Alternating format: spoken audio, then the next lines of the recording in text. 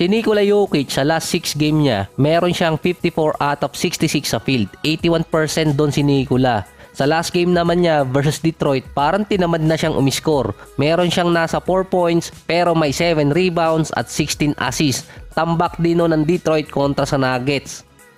Nabigyan din ng flopping technical noon si Nikola. May tulak naman talaga yon na ginawa ni Kevin Knox kumpara nung mga nakaraang ginagawa ni Nikola na may flop naman. Mukhang binabantayan na rin siya ng mga referee dahil nga regarding yon sa 2 beses na nagreklamo dati si Coach Steve Kerr. So ang isa sa mga signature move ni Nikola Jokic, yung sombor shuffle, one-legged shot parang kay Dirk. Ang kay Nikola naman ang tanging dahilan nun kaya ginawa niya ang move na yon dahil nga nagkaroon siya ng injury sa paa.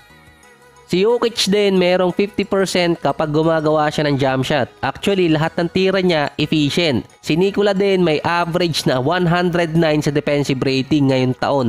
Pang-8 siya sa buong NBA. Almost triple-double pa ang average niya. 25 points, 11 rebounds at 9 assists per game. Yung isa pang signature move ni Nikola Jokic na base naman kay Zach Lowe, 2 players lang ang alam niya nakakagawa nito na may accuracy. Base sa kanya, yung isa si Carlos Boozer at yung pangalawa nga si Nikola. Ito kasi yung pinagbabawal na depensa pero pwede, ang kickball. Bawal sa NBA ang kickball at yung isa pa close-fisted kapag aagawin mo yung bola. Last season si Nikola merong 45 kickball violation. Ito yung bago mag-playoffs. Siya ang number 1 doon at malayo ang agwat niya sa number 2 player, nasa 17. Si Nikola din may career average sa defensive rating na 107.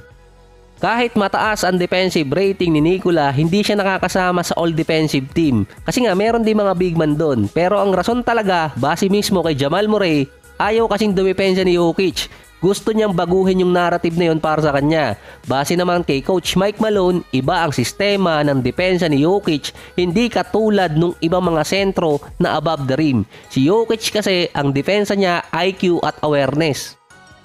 Si Nikola din ang hari sa NBA ngayon pagdating sa advanced stats. Matataas kasi yung mga stats niya doon kaya din siya nakakakuha ng boto sa MVP. Kinukonsider din si Nikola na questionable defender ng NBA dahil nga malaki siya at yung sinasabi nga hindi athletic at mabagal. Hindi rin steals at blocks lang ang basihan doon.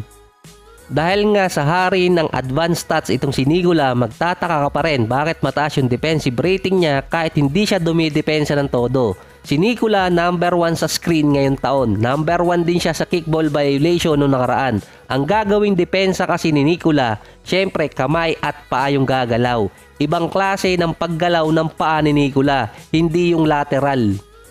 Kapag ipinasa ng kalaban sa taas, kamay ni Nikola yung pangaharang niya sa passing lane. Kapag naman sa ibaba, yung paa niya yung ipangaharang. Hindi naman totally sisipain ni Nikola. Patatamain niya yung bola sa paa niya para magkaroon ng violation or yung kickball violation. Marireset yung shot clock at inbound play pa rin sa opponent. Dahil napatigil niya yung play, consider pa rin yun na defensive stop. Kaya mataas ang defensive rating ni Nikola.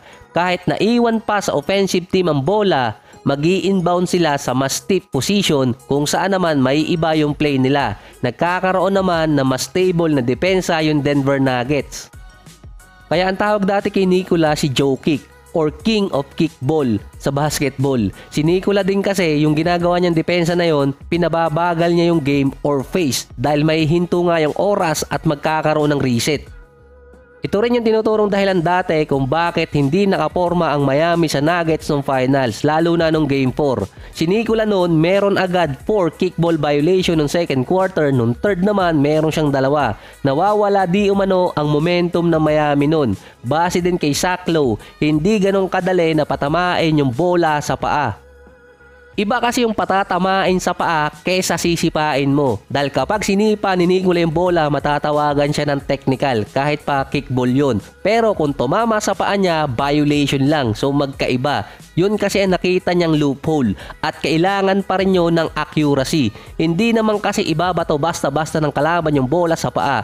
Si Jokic tinatiming talaga niya para dun tumama sa paa niya yung bola at magkaroon ng violation. Magugulo ang offensive setup ng kalaban.